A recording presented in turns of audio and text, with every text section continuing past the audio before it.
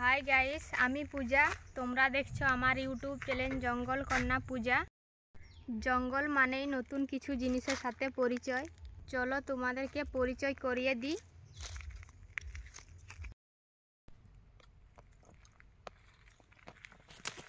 দেখো জঙ্গলের এই ভুররু গাছ। তোমরা কি ভুররু গাছ দেখেছো?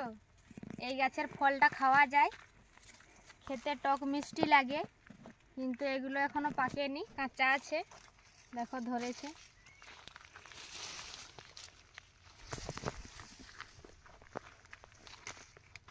এই হলো ফল,